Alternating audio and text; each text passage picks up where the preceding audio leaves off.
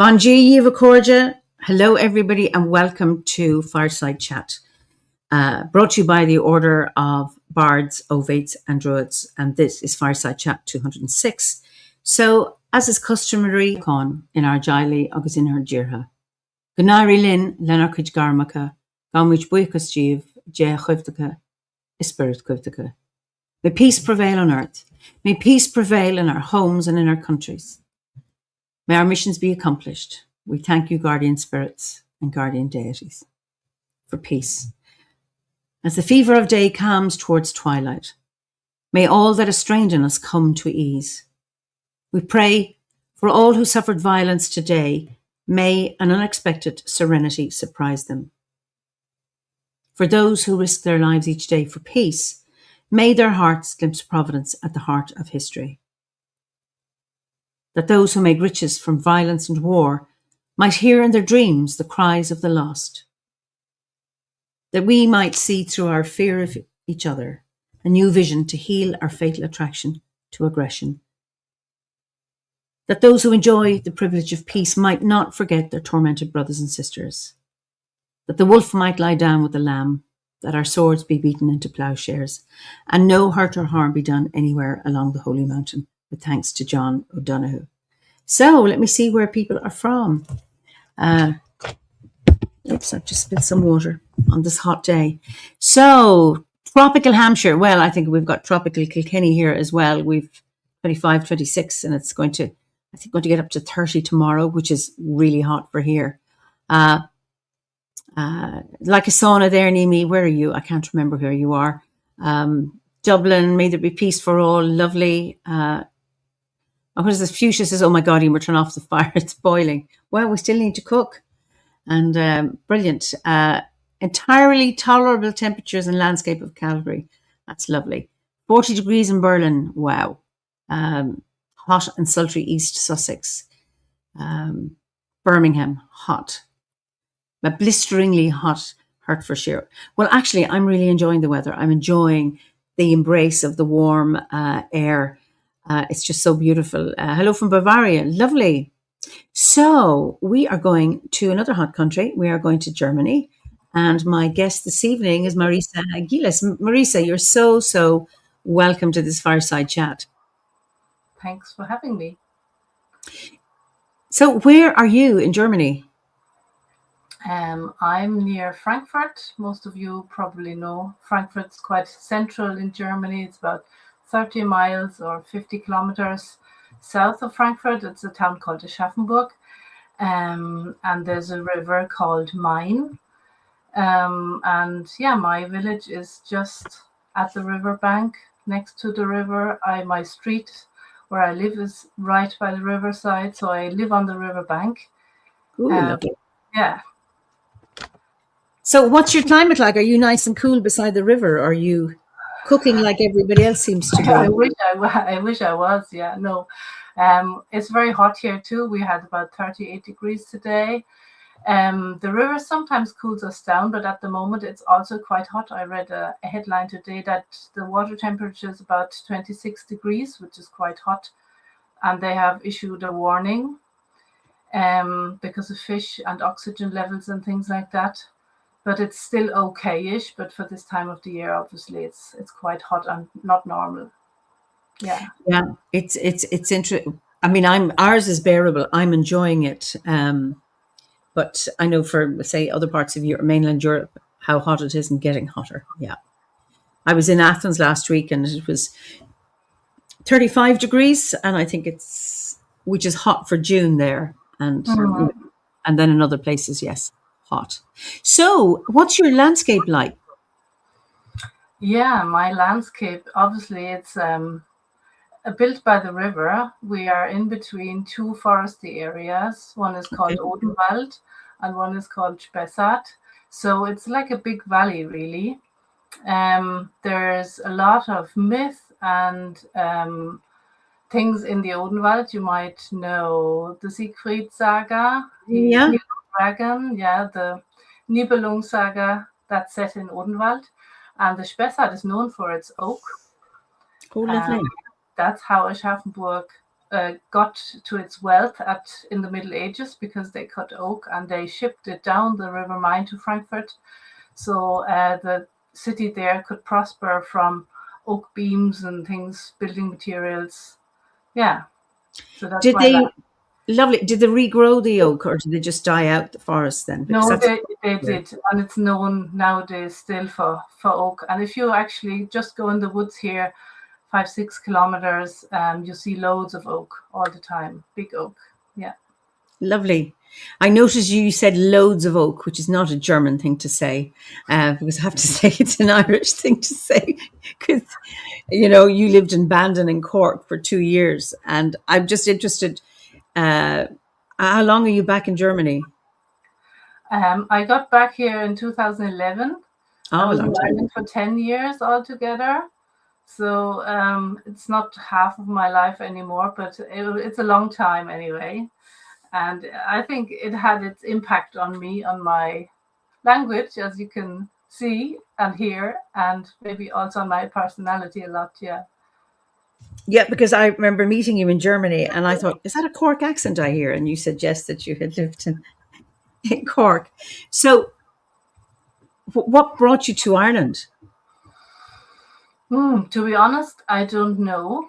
There was such a pull when I was about 15. I remember going to the Frankfurt Book Fair, and Ireland was featured as a country in 1996. And obviously there was loads of authors, and literature being advertised. So I bought a few books, and that's really what kicked me off. I read a lot of Irish literature at the time. Then I got into music. I went to a very musical and arty school where music was compulsory, art was compulsory. So there was some bardic traits maybe there already. And then I remember I wanted to go there on holidays, and I persuaded my parents. My father's a biologist, and they were not into flying and into traveling very far, but I managed to get them to visit Ireland. And we flew into Dublin, and the first thing that we visited was Newgrange, actually. So it's just Lovely. crazy. Yeah. And that was the kickoff, I suppose.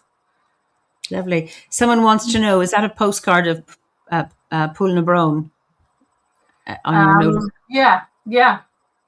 In Yeah. the back, yeah. I have a few posters there. Yeah.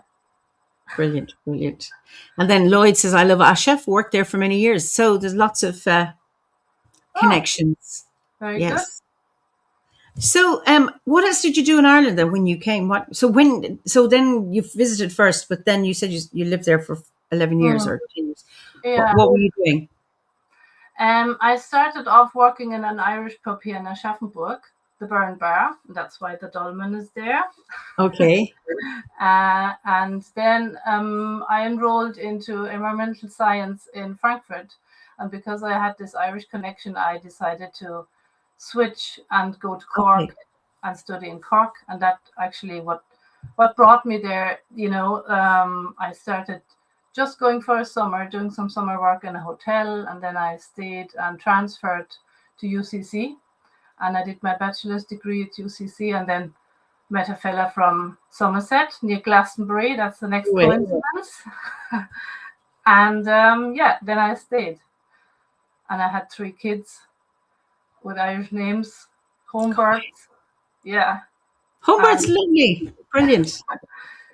And that's what I did there, living in West Cork. Why did you go back to Germany then? I suppose the marriage broke up. It was a bit fast, 3 kids and so on, so it didn't work out. And when I went back in 2011, I was like lost, really, like everything I had built up was gone. Obviously I had the kids, but it was like when you pull the rug out under someone's feet. And I didn't know where I was and what I was doing. And in 2012, I remember I listened to music as Ger Wolf. He's a Cork musician. I know him. I know his brother. Sorry? No, I do not very well, but I know his brother. Yeah, he lives in Kilkenny. Okay. Yeah. So he had an album brought out. It was called Frev Root. Yeah, root, yes. And that's when I realized, okay, I really have to find my roots again. I have to put down my roots. And also, yeah, having a bit of Irish, after 10 years and so on, like this album was really important for me. So I decided to get down to my roots, and I was lost for a few years. And then at some point I Googled Druid, and that's when Obot came up. And yeah, Wow. yeah. Wow. It was like, when you go through a foggy place and you don't know where you are and what you're doing and what you're searching for. And at some point it became clear. And then from that on, it was easy going. And as many guests of the Fireside Chat say, it was like coming home. That's the sentence you probably hear most. Yeah. Oh wow. This is fascinating. So through Ger Wolf, I'm always these connections. I mean, in one word, Frave, which means root. Just beautiful. It's Ger Wolf. I'm going to put it in. I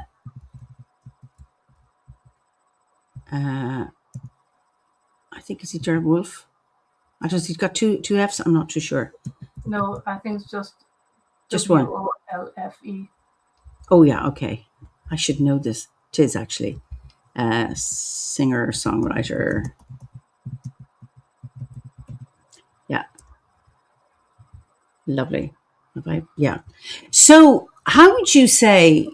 So, when did you join the order? 2021. Ah, okay. So, for 10 years, you were still. Yeah, trying to find my way. I obviously, like, I didn't know where I belong. Mm-hmm. So it was a bit hard, being German, and I did, like with the Bardic Raid, I did ancestry and all that. I can trace my ancestors back here to 1600s. There's no obvious connection, but what was the connection? That was the question for me. And I, being here and raising my kids here, they being sort of half Irish, but also German, I didn't know, what is right and wrong and what language and, what culture.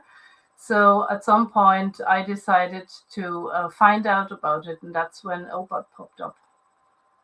And what have you noticed about since you've joined the order and started working with the Gwers? How has it? What is it that has supported you in finding yourself or finding your own groundedness, your own roots? Yeah, I think the Bardic thing, the arts, has grounded me, and that's what I enjoy a lot about Druidry is to be absolutely free, to try everything, to try music, to try poetry. I hadn't done poetry before, but I did try at some point, and it was easier than I thought. So, and it makes you free, when you get permission to Yes. just be yourself and, have a go at it. Although you're told all the time, oh, you can't do this, or you tell yourself, oh, I can't do this. I'm not good at, painting or writing stuff and things. And then suddenly, this is like freedom, and you take off, you just fly. It's beautiful to hear that. So what do you do? So, I mean, are you a poet? Are you a storyteller? You mentioned music. You're also, I know, a sculptor. So you seem to be, you have a broad bardic skills as opposed to a specific one. So just tell us about those. I do like music. As I mentioned, I had to do piano in school, and I absolutely hated it. And when I was finished with school, I started guitar, and that's when I got into Irish songs and ballads and things. So I suppose, singing along with the guitar, that was like the kickoff. And then the kids came, and there was no time for music anymore for quite a while. And after some time, I picked up the bodhrán. My ex-husband is a musician, and he played bodhrán and banjo, or he just still does. But that sort of, was the entrance again to session music. We met at a session, so music was important. And recently I picked up the concertina. Wow. I'm not good at it though. Not yet. Another 50 years training. Well, if I meet you at a camp, maybe next year, if you come to the German camp or the big camp in Germany, I'll bring your concertina. It'll be lovely. You have a whole year to prepare. Oh, Wonderful. great. Thanks very much. No pressure. So, and you're also a sculptor, aren't you? Yeah. I do sculptures. I love pottery. I love playing with clay. Basically because all the elements are in it.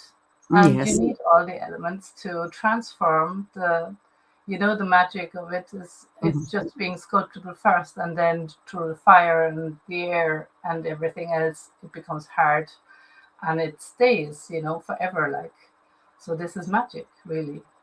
It is. Now, I know you've created a goddess. So have you, we were going to share it. Can you share it with us? Yes. Let me just.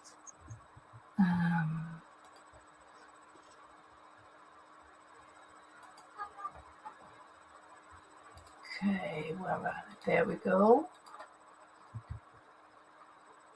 Okay. Can you see it? I'm trying to add it to this. Oh yeah, I can see why. I'm going to add it to the stage now. I'm going to enlarge that. That is beautiful. So how big is that? It's about 120 high. Like, this is the photo is taken from standing over it. It's on a pallet in my garden. It's made out of paper mache, so it's quite big. I've never made anything that big, to be honest. I don't know what idea came into my head to say, oh, I want to do a goddess for a Druid camp. Can I do it, please? Someone must have talked to me on my inside. It wasn't me anyway. So there she is now. She's nearly finished. Just waits painting, and we're meeting at Lunasa at Waldhambach, where I met you 2 years ago. So it's the same camp again, yeah. Well, Morgan says, love the idea of creating with all the elements. Tried recently out solar printing. It's very different medium, of course, but works with all of them too. Lovely. Ooh, stunning. Wow, the face is so emotive. Beautiful working with all the elements. So is that light then? If it's papier-mâché, it must be light, is it? Sort of. I think there's 5 kilos of wood glue in it to make it durable, to make it really hard. Like, you can knock on it, like it's, really. But I wanted it to be a bit stable and not fall apart. But I can carry it on my own, so it's okay. It's not like concrete, At first I thought, what about concrete? But then I changed my mind. I said, no way. And it's not recyclable, and it's not, ecologically friendly. I went for recycled egg cartons. Oh, okay, very good. And you know what? Sorry, these egg cartons just arrived at my door. I don't know who left them. Those 3 bags, egg cartons in front of my door. Magic. Wow, lovely. So somebody suggests don't paint it. So I mean, that's up to you. But what kind of painting? What colors, or how are you going to? What's it going to look like when it's painted? I don't know yet. Probably acrylic paint, because it makes it a little bit waterproof, just in case there's a rain or anything at the camp. And I don't know yet. Like, I wanted to do the outside in red. Do you see the rim of it? And the inside should be darker colors, black maybe even, or there could be gold as well coming out of the swirl. I don't know yet. We'll see. Surprise. Well, it's interesting because people always see different things. It's not what the artist intends one thing, and then the viewer sees other things. Liz says it looks like it could be a sacred pool, but maybe not, since it's paper mache. And then Nimi says, that's brilliant. Goddess and egg. And of course, it's kind of egg shaped ish. It's lovely. And it looks like stone in the photo. So, yeah, there was the attention, when you see the god statues everywhere, like, they're always upright, and they're, like, most of the time men, or, male gods maybe, or even Mary is always upright. I Then I had this idea of the mother goddess, and she's the land, she's the vessel, she's the grail, she's the well. There we go, and that's why she had to be lying down. That's why it's not standing upright. Ah, okay. Okay, so it's upright now, but when No, I'm standing above it. I'm taking the picture from above. so she's lying down. Yeah. Okay, sorry, I'm looking at it. Yes, okay. Wow. That's I know you said that, but it didn't No it worries. didn't register that we're looking down on it. So her face is emerging from this pool, and then of course you have the spiraling thing. It's beautiful, really is beautiful. Wow. Could fill her up with crystals and fairy lights, someone said. Wow. That is, I just love even the natural grey, because it does look like stone with that face just emerging from the stone. Beautiful. Yeah. Anyway, very, very talented. So, and this is going to be at the camp in the summer. Yeah, there's a goddess tent, and we're planning ritual and chanting and different things. So I don't know what's happening yet, but she'll be there anyway. Oh, beautiful, beautiful, beautiful. Wonderful. Okay. So, are you a member of a grove or a seed group? Yeah, I'm a member of Bridget's Bridget's Licht. Okay. We don't meet very frequently. I don't make it to meetings very often, but I have other fellow druids where we meet regularly. Yeah. Okay. Okay. And so when you're not, when we're talking about your creativity and your music and your sculpture, do you do that for a living, or is this the hobby? So if not, what do you do for the day job, or how have you used your degree in environmental science? Well, actually, the environmental science part I don't use in my daily day job. I was a bit unlucky because when I had the kids, this whole digital thing kicked off, and when I studied, there was no geographical information systems thing involved in the curriculum. So when I applied for jobs, I couldn't get one because I wasn't trained in it. So I did a second degree in social work, and I'm a social worker now. Yeah, so I worked in international youth work for a while. That was actually a lot of peace work, again, very druidry related. That was good fun. And now at the moment, I'm debt counseling. So people who owe money and can't pay it back, I do counseling there. Okay. Okay. Fascinating. So, how would you say? So, so with the debt counselling, not much druidry there, but with the other work you were doing, yes, I assume. How has being a druid impacted your life now? Big time, all the time, actually. That's I think the one of the pillars, just to incorporate druidry into everything you do. And it's whether you're cooking or looking after the kids or walking the dog or tending the garden, or you're tending people and counseling people. Actually, sometimes I do get clients who talk about, oh yeah, the universe is paying it back, or anything like this. There you go.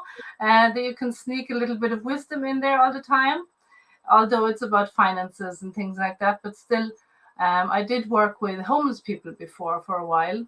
And actually, there was a lot of spiritual guidance and, wisdom involved there. Yeah. So so when you were a social worker, how did you introduce this, or how did, you're dealing with somebody who's homeless. How did you weave that in? Well, sometimes people are, they seem to be hopeless, and they say, oh, I can't change anything about my problem, and I can't do anything. I'm like, I've got no power. And then sometimes I'd say, well, you could always light a candle, and sit down and think about life and where you would like to go, and maybe a little bit how you can get there. And if you don't know how to get there, you can always ask us, that sort of thing. I worked for a Catholic organization, so obviously I couldn't say that I'm a Druid, but you can always sneak it in. Beautiful, beautiful. And of course, Sean in Canada says, read debt counselling and Druidry. Druids being peacemakers, sometimes the peace is between the self and the self, which is actually Definitely. so true. It's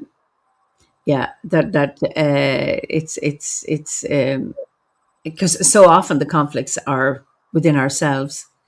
And Glenn said, I think debt counselling could have Druid principles. You are helping people regain balance, free from material and financial oppression, teaching a new balanced path and bring them relief through self. Beautiful. Wow. I just love the extensions and the flow.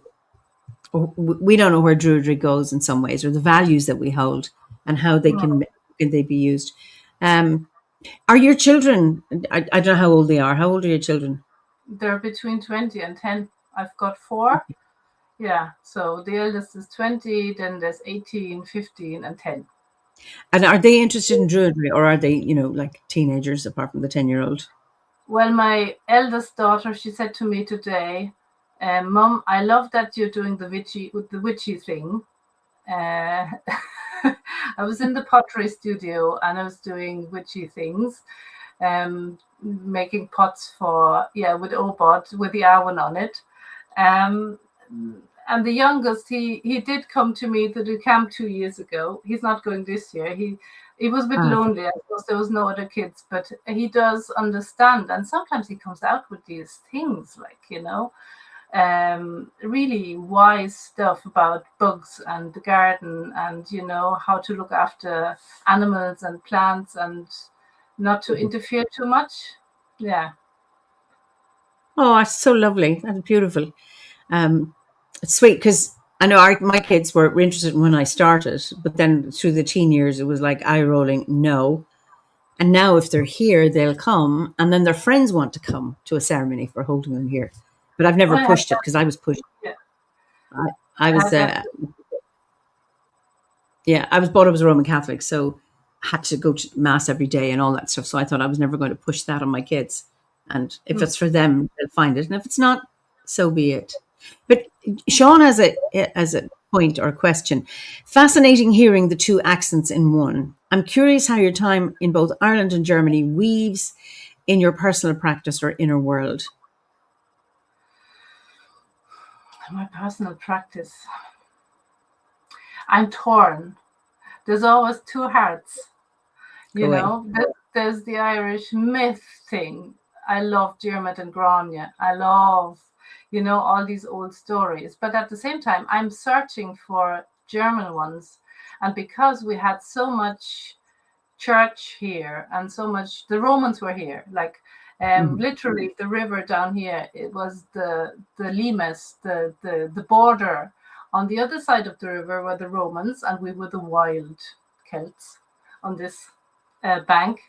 So, there was lots of things lost, and we don't know the names of the gods and the goddesses of the land of, there's a few myths like the Grimm fairy tales. Most of you probably know a few of them.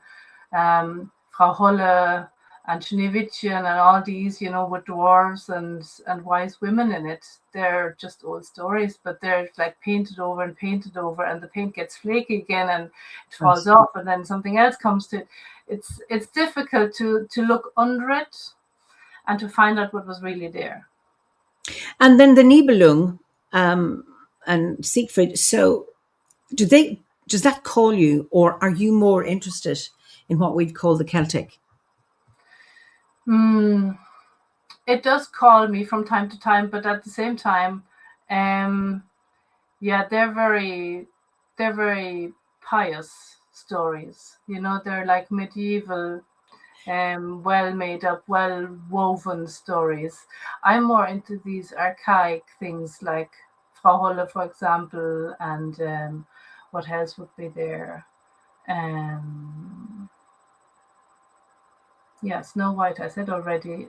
Cinderella, Aschenputtel, this kind of thing. They're much older. And then there's local ones as well. You get them, sometimes you get local collections of stories about the Spessart, especially in these foresty areas. And there's a lot of folk myth and, when they met the devil at the crossroads and this kind of thing.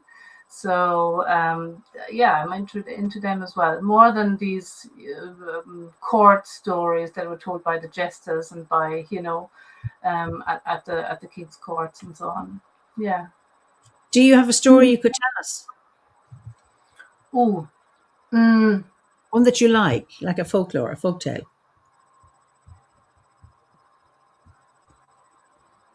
I'm not a good storyteller. I'm sorry. You've caught me there. You never mentioned anything about a story.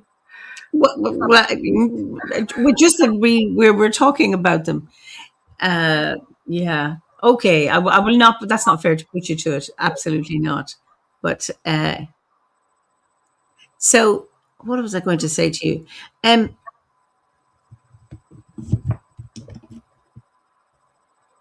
What has been? I suppose, yeah. The greatest challenge that you've had that you've overcome in your life.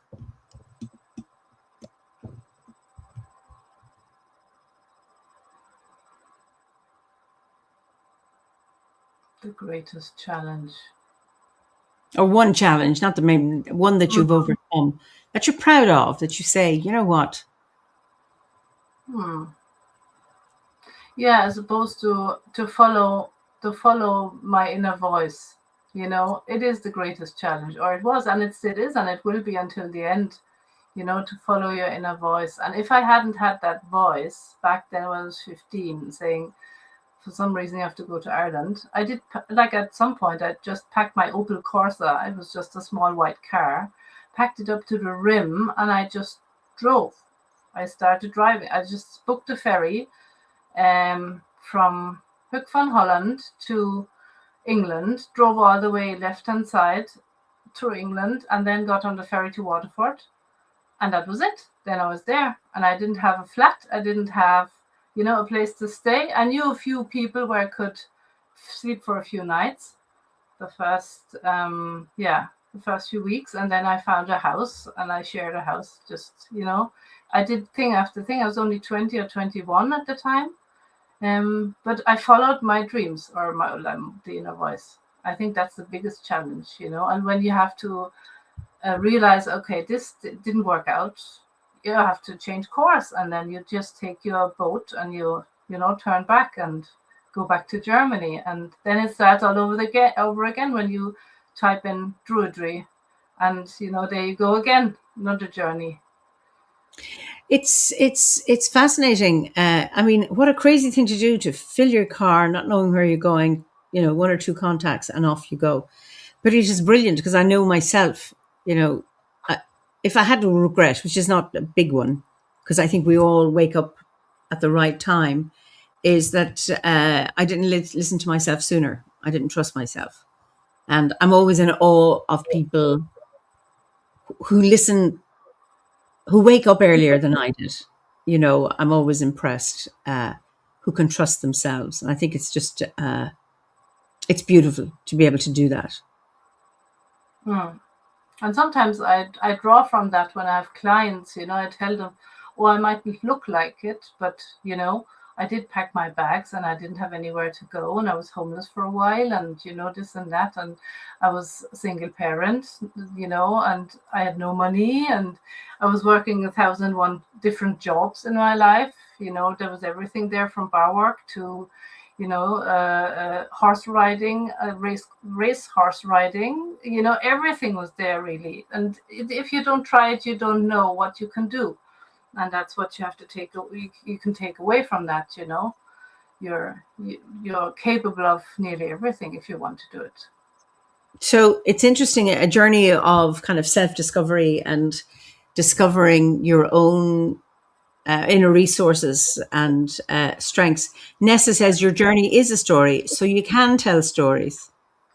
Okay. You're right. So, I mean, you've had a really interesting life. I was going to often ask people what's the most reckless thing, but that was a reckless thing to do. Come to Ireland, pack a car, not knowing where you are, and surviving and falling in love and having 4 children and making a decision to end your relationship, and then off you go again. All of it, taking risks, but obviously at some level trusting that you were doing the right thing for you, not knowing how things would pan out. Mm, yeah. And that's the divine, that's really, that's the source. And yeah, if you realize that at some point in your life, then you're a rich person. Absolutely, absolutely, yeah.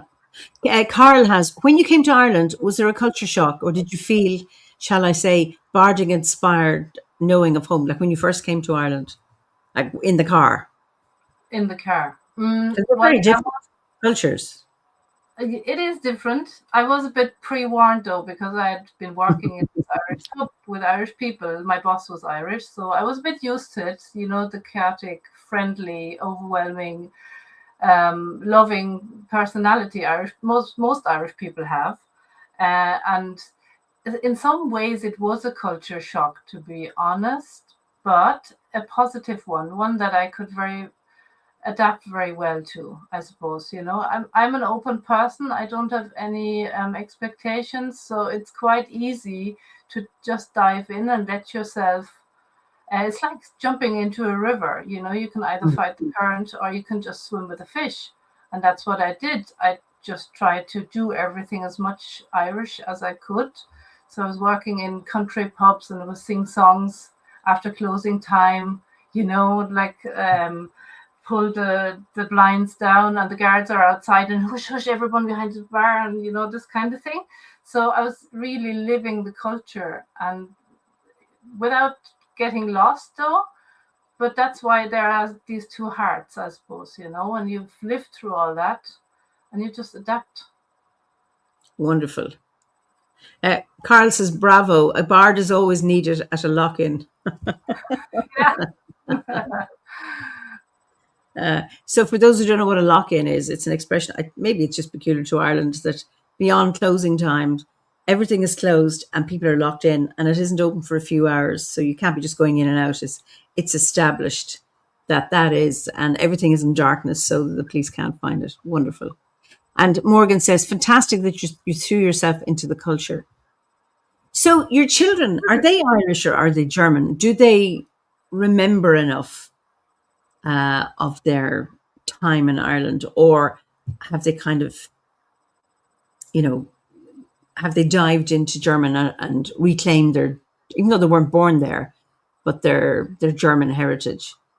They're both really a little bit. They have both citizenships. As EU citizens, you can have both, and they don't have to give one up when they're 18. I think they can have it forever. So that's one thing. They have Irish names, so they're confronted with it every day. Like, my eldest is called Emily. That's not very Irish, but the second one's Phelim. And then I have a Colm. And, they're reminded every day sort of that they're a bit different.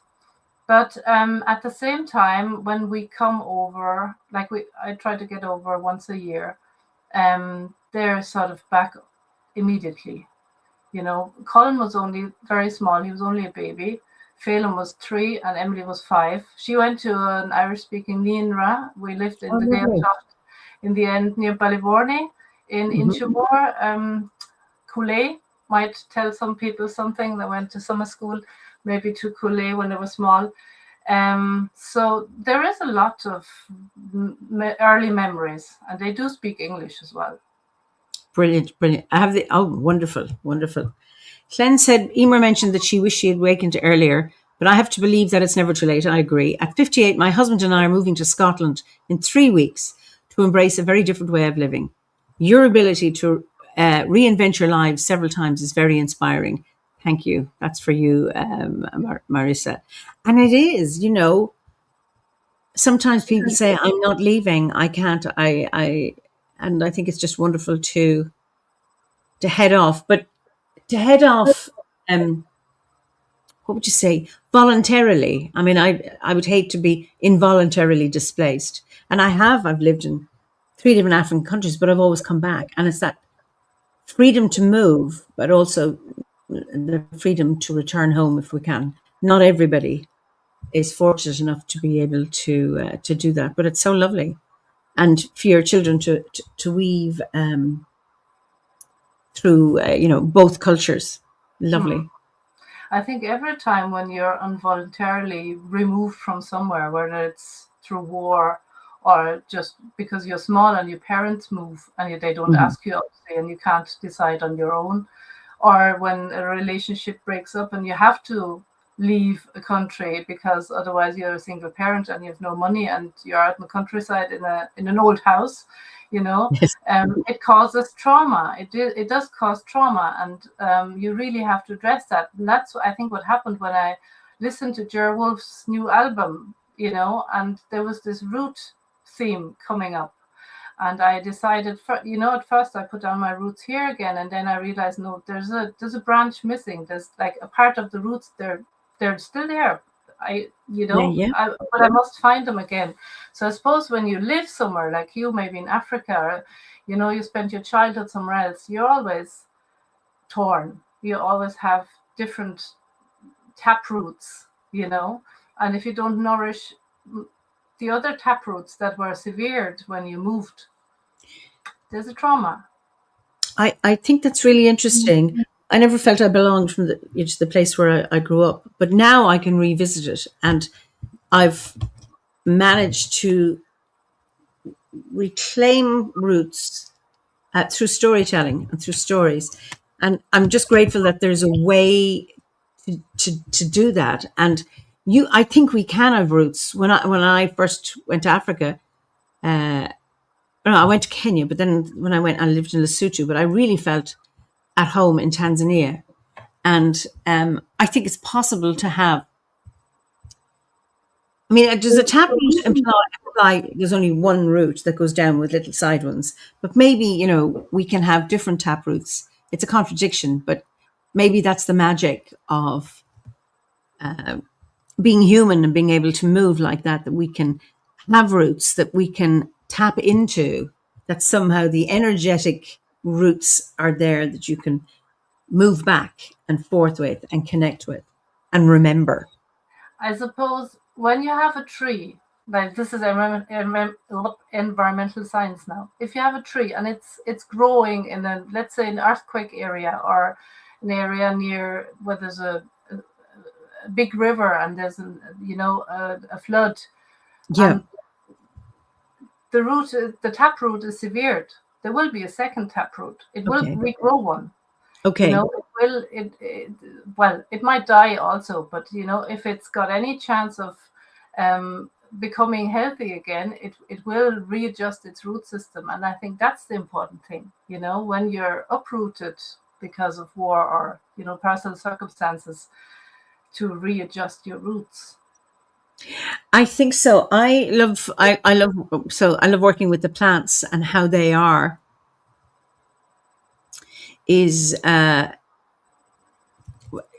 being like the blackberry, the bramble, always puts down roots, and so does the ivy. And Morgan says perhaps we leave an acorn everywhere we call home, but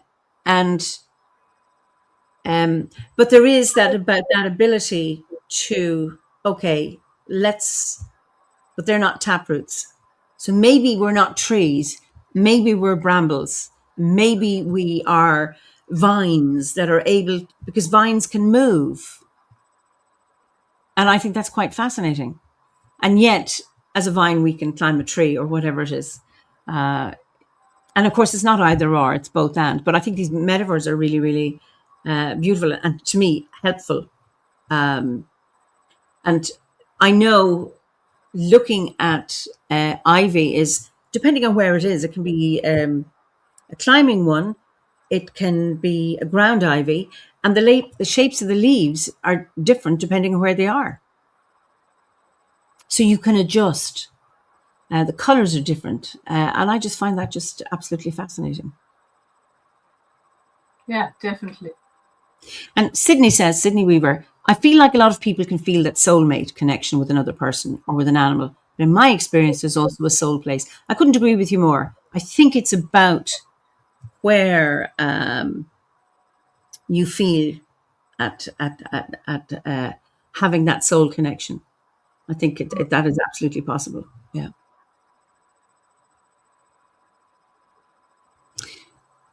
Okay. So connection. Oh yes.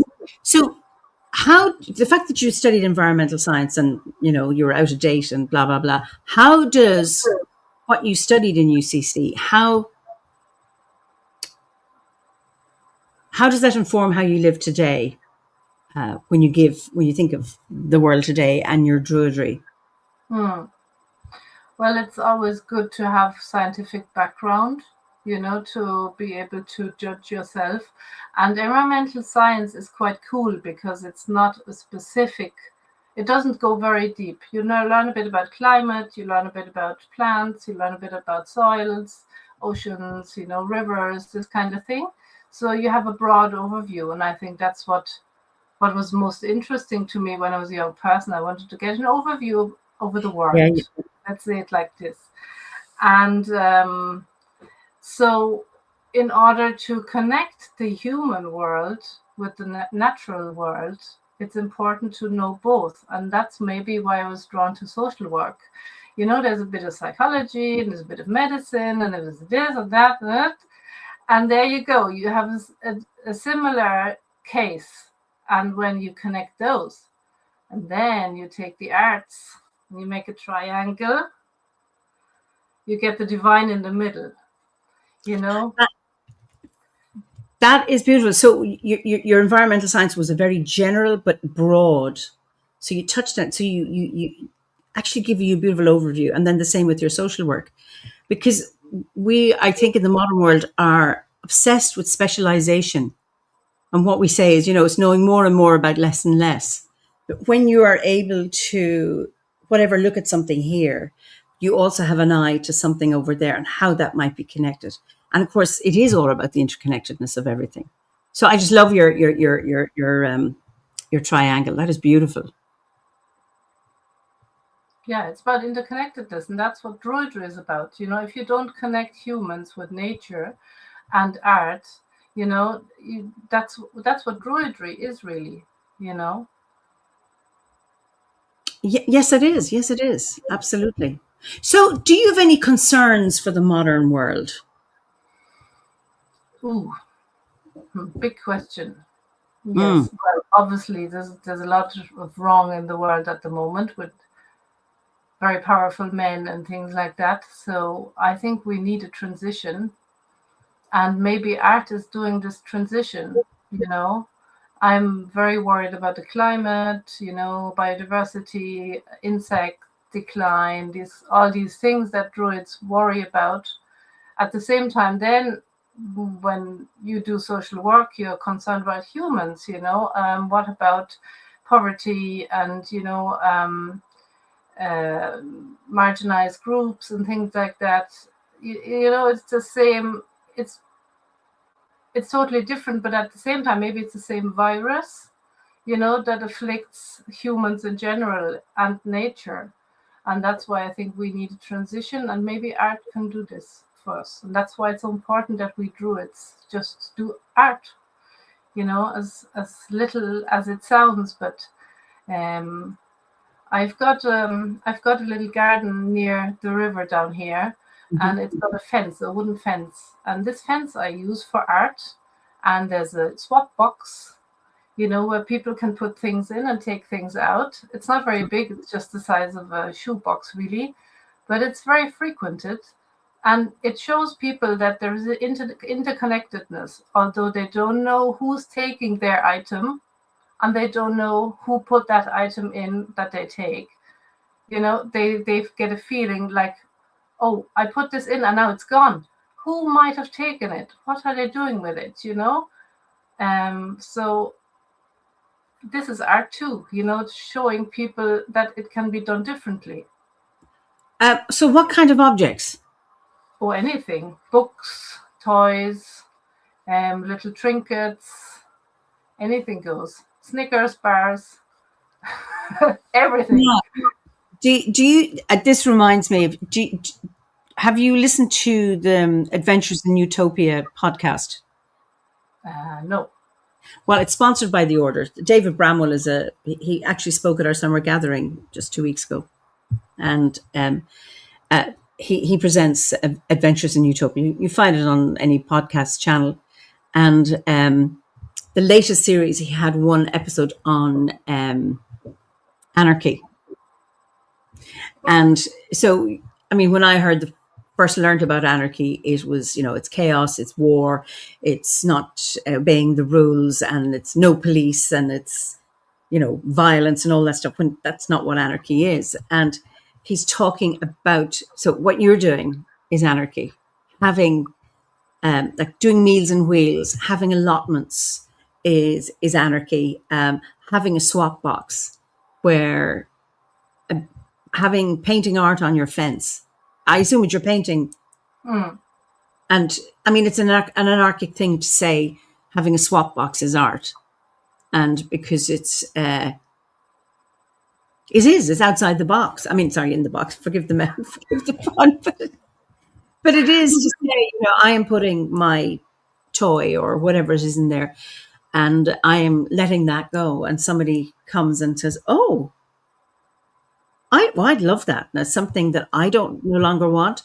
And then there's all that and a magic. And if each of those things could tell a story, how wonderful. Eric says, we have seed boxes and book library boxes. Wow.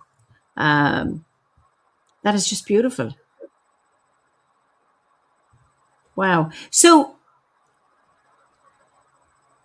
okay, so I'm not an artist. I know nothing. So, no, I'm not saying that. Just try and convince me, a skeptic, who doesn't know, who is stuck in the corporate world or the mechanistic world. How is art going to change? So tell me how it's going to change the world. How is it going to help?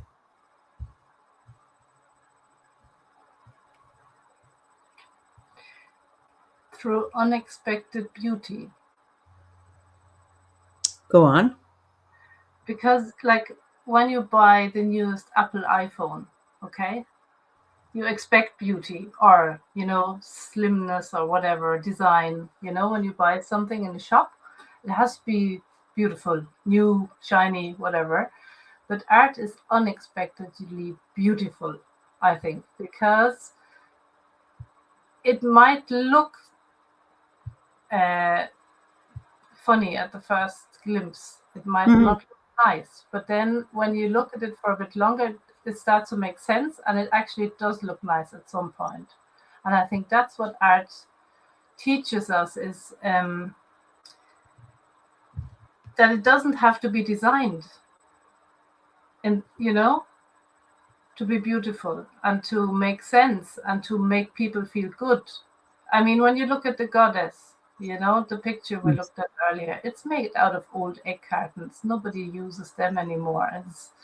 They're just in the bin. They're not useful anymore. They're actually a bit stinky sometimes when the eggs break, and you just want to get rid of it.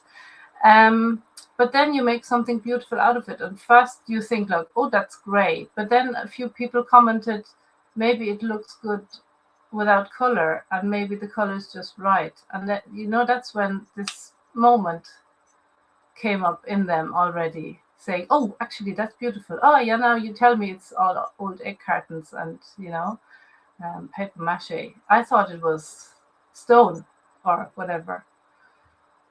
That is lovely. Nimi says, we need to see through others' eyes that give a greater understanding of the world. And what I like your phrase is that unexpected beauty that isn't designed. And then, of course, it's about finding beauty that's unintended, or again, everybody looks at things differently. And I think that is beautiful. So usually I follow that question with concerns, is what gives you hope. So I think you're going to say art gives you hope. Am I right? Or can you add to that? Well, yeah, and maybe the willingness of many, many people. I think the critical mass is already there. You know, when we look at what's happening in the world, like we as Druids, like OBOD is growing, activism is growing, Mhm. people are demonstrating, people are sick of, elites and things like that. And that gives me hope, really. And then all you need is a few good artists and a good few activists that shake up the sleeping ones, and they come out too. And then we have the critical mass. And that's, I think, we don't have to do loud things or violent things, but seed bombs and, growing or planting apple trees somewhere, or, raspberries, or, just things that people can use. And so they need the system less than they used to. Swap boxes, these kind of things, they all make sense. Yeah, guerrilla gardening. Yeah. And Yeah. actually helping each other. It's that those random acts of kindness. And I suppose, maybe we can get overwhelmed by not being able to deal with the big bad world, but we can make some change in our own circle. Who's the person living next to you or down the road? Small things. Like I was telling you earlier, I was in Bandon yesterday. I was performing, but also did a summer solstice ceremony on the banks of the river there, and 60 people turned up who aren't Druids. And the goodwill, I came away nourished because I met welcoming, hospitable people who were just friendly and warm and wanted to connect with the spirit of the river. And of course, we had beautiful weather, so we could be out. And that was so simple, so ordinary, and yet it was extraordinary. Yeah, they were the critical mass, although they weren't Druids, Right. there were other people that were interested, and that's the start of it all. And to make ordinary things accessible for everyone, that's, I think, a very important key thing, because that's why I started the Little Fence project. There's a bench there, there's a swap box, there's art, there's, these little tear off notes, take what you need things, people can just spend time there. They can sit down, they can ponder about the art, they can have a look in the swap box, and it makes the space a nice place instead of calling for the council to do nice spaces for people and to make lovely playgrounds. If everybody did convert their little fence into something like that, that's what I was talking about. That is so beautiful. It's interesting. David Bramwell, whom I mentioned earlier, he talked about, it was during COVID, there was some, I think, is he Spanish or Portuguese, and I can't remember the name. He put a chair outside his house with a sign, maybe there were two chairs, come and talk. So people thought, what is this? So then they started sitting and talking, and gradually community was developing. It's like, oh, I don't have to pass this house anymore. I can actually sit and chat to this person, whoever they are. And he did it during COVID. And he'd been living in the street for 10 years and didn't know any of his neighbors. And because he did that, people started to gather. And now they have a WhatsApp group for I listen, I'm out of salt. Has anyone got balsamic vinegar or whatever it is? You can do that. But because of that model of, just like what you're doing, the bench on the box beside your fence, your boundary with your neighbor. How beautiful that is. Really, really powerful. So, and such beauty in that. So And thank you. I never had rubbish in there yet. There was no rubbish. People don't like, my boyfriend was concerned, if you put that up, people will put rubbish and old tissues and things like that in it. Once there was a little empty Snickers bar paper, but that was it.